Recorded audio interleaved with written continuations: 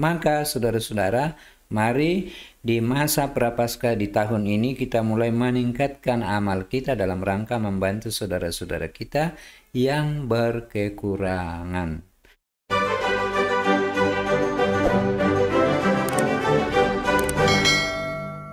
Salve, saudara dan saudari. Semoga hari ini berkat Tuhan berlimpah atas diri dan keluarga Anda. Saudara dan saudari, pada beberapa video sebelumnya saya sudah menjanjikan bahwa kita akan membahas tentang aksi puasa pembangunan secara tersendiri dan lebih mendetail. Nah, sehubungan dengan itu, pada kesempatan inilah kita akan membahas sesuai dengan yang saya janjikan. Aksi puasa pembangunan. Kita awali dengan membahas pengertian aksi puasa pembangunan. Yang pertama, pengertian aksi. Dikaitkan dengan APP, secara umum aksi adalah suatu tindakan atau perbuatan yang dilakukan seseorang atau sekelompok orang untuk mencapai tujuan tertentu. Saya kira ini pengertian yang sangat umum, pengertian aksi atau suatu tindakan. Aksi bisa bersifat spontan ataupun secara terencana. Tentu saja sesuai dengan konteksnya. Aksi apa yang akan kita lakukan, apakah itu terencana kah atau misalnya ada keadaan tertentu yang mengundang kita untuk melakukan tindakan spontanitas. Yang kedua, pengertian puasa Katolik. Karena di luar sana ada juga beberapa agama yang melakukan puasa, maka kita membahasnya dari sisi puasa dalam pengertian Gereja Katolik. Puasa dalam Gereja Katolik adalah tindakan pantang makan atau membatasi konsumsi makanan. Sebagai bentuk pertobatan, pengendalian diri, dan mendekatkan diri pada Tuhan. Ini dilakukan selama 40 hari Prapaskah. Dan seperti yang saya sampaikan kemarin, yang paling pokok untuk diperhatikan adalah pada masa Hari Rabu Abu dan pada Jumat Agung, ketika Yesus wafat di kayu salib. Poin berikutnya adalah pengertian pembangunan. Pembangunan dalam APP, aksi puasa pembangunan Katolik, adalah upaya meningkatkan kesejahteraan rohani dan sosial melalui pertobatan, solidaritas, serta kepedulian terhadap sesama. Melalui puasa, doa, dan derma. Puasa, doa, dan derma ini biasa disebut sebagai 3 pilar masa Prapaskah. Umat diajak membangun kehidupan yang lebih adil, bermartabat, dan harmonis sejalan dengan ajaran kasih Kristus dalam mewujudkan kerajaan Allah. Nah, sekarang kalau begitu, kesimpulannya, apa itu aksi puasa pembangunan? Aksi puasa pembangunan Katolik adalah gerakan pertobatan yang menggabungkan antara puasa, doa, dan derma untuk membangun kesejahteraan rohani serta sosial. Kemudian di poin yang kedua, melalui solidaritas dan kepedulian, umat diajak. Saya ulang, melalui solidaritas dan kepedulian, umat diajak mewujudkan kehidupan yang lebih adil, bermartabat, selaras dengan ajaran Kristus, dalam rangka mewujudkan dan menghadirkan nilai-nilai kerajaan Allah di dunia ini. Kita pindah ke bagian berikutnya. Adakah dalilnya? Adakah ayat-ayatnya? Ada kitab suci tentang aksi puasa pembangunan. Matius 6 ayat 1-4. Yesus mengajarkan tentang memberi sedekah dengan tulus dan tidak mencari pujian di hadapan manusia yang lain. Yesus mengajarkan pemberian yang tulus, sedekah yang tulus dengan tidak mencari muka.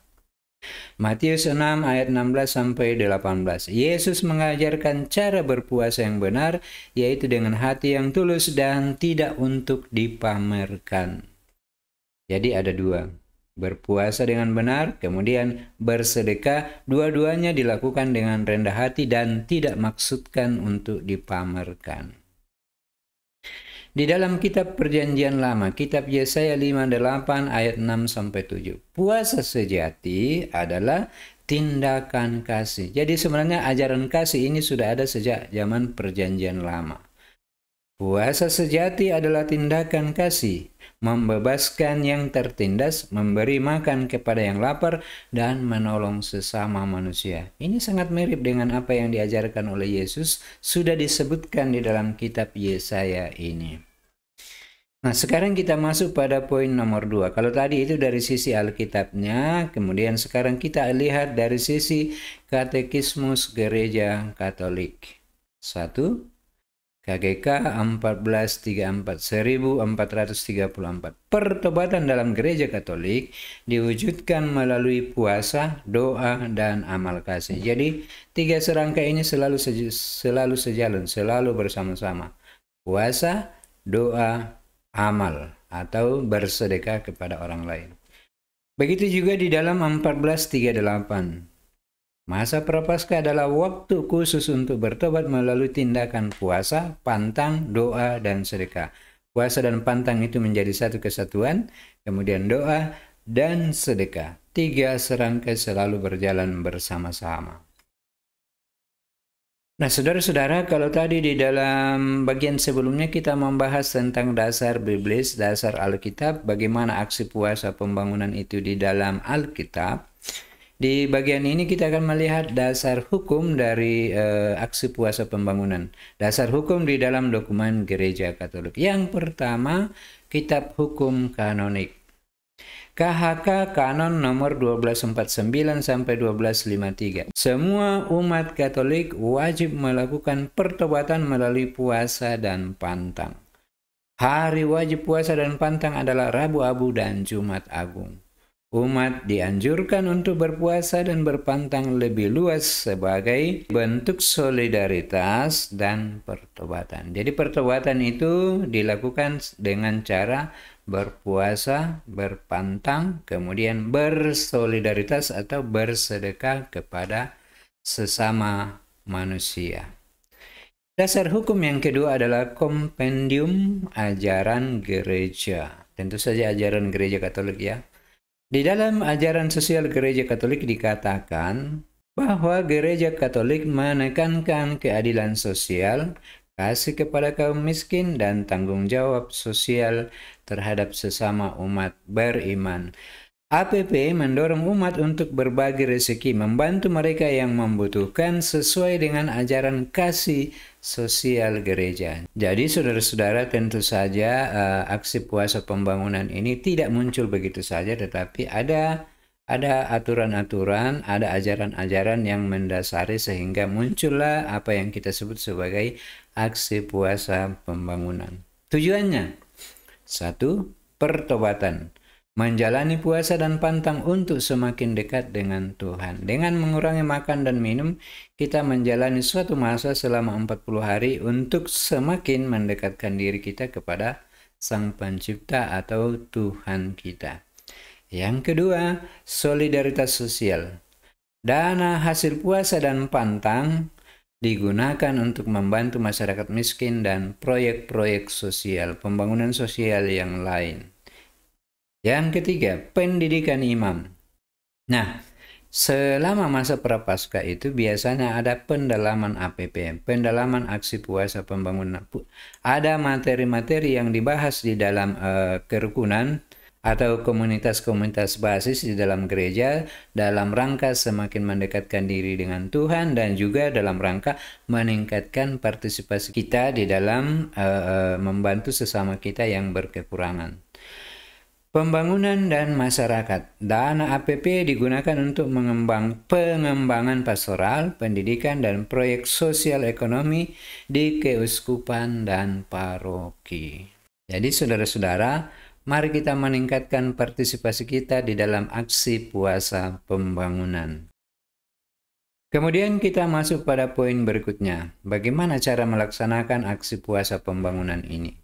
Yang pertama, puasa dan pantang. Umat mengurangi konsumsi makanan tertentu, makanan dan minuman tertentu, dan menggunakan dana yang dihemat untuk membantu sesama manusia.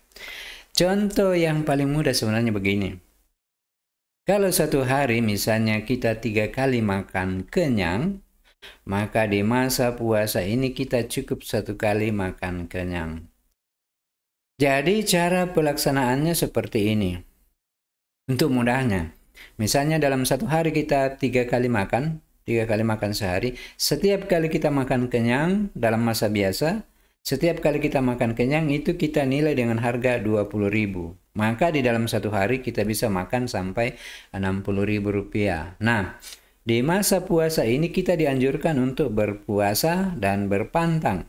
Maka cukup 1 kali makan saja. Maka 1 kali makan berarti harganya hanya 20.000 rupiah. Yang 40.000 itu karena kita tidak memakannya, itulah yang kita simpan sebagai aksi puasa pembangunan kita. Kira-kira teknisnya seperti itu untuk memudahkan untuk dihitung. Kemudian dana APP di poin nomor 2, dana APP. Umat mengumpulkan dana selama masa Prapaskah untuk disalurkan melalui proyek amal dan pembangunan gereja. Nah, yang masalah kita selama ini adalah ada istilah rapel. Nanti pada akhir masa puasa lalu kemudian dikumpulkan sebanyak-banyaknya. Sebenarnya tidak seperti itu maksudnya saudara-saudara. APP yang kita berikan itu adalah penyisihan setiap hari. Ketika saya mengurangi makan di dalam satu hari, itulah yang saya sisihkan untuk digunakan sebagai APP. Bukan kita makan dan minum seperti biasa, lalu nanti bagian akhir, lalu kemudian kita ambil uang sebanyak-banyaknya, kemudian kita masukkan di dalam amplop. Kalau cara kita seperti itu berarti tidak tercapai apa yang dimaksudkan tujuan dari APP ini. Pendalaman iman selama masa Prapaskah diadakan setiap minggu adalah pendalaman APP untuk merenungkan tema aksi puasa pembangunan melalui pertemuan lingkungan atau komunitas basis. Komunitas basis itu bisa berupa rukun, bisa juga berupa wilayah, bisa juga berupa kelompok komunitas-komunitas kategorial. Kemudian yang keempat adalah kegiatan sosial. Bantuan untuk orang miskin, kunjungan ke panti asuhan, dan aksi sosial lainnya. Nah, saudara-saudara, di antara ketiga poin yang kita uraikan tadi, puasa, doa, dan amal, sesungguhnya poin 1 dan 2 itu sudah lumayan. Yang masih kurang ini adalah poin yang ketiga, beramal. Maka, saudara-saudara, mari di masa Prapaskah di tahun ini kita mulai meningkatkan amal kita dalam rangka membantu saudara-saudara kita yang berkekurangan. Demikian video singkat kita pada kesempatan ini. Sampai jumpa di video selanjutnya. Salam sehat dan semoga Tuhan Yesus memberkati kita semua. Amin.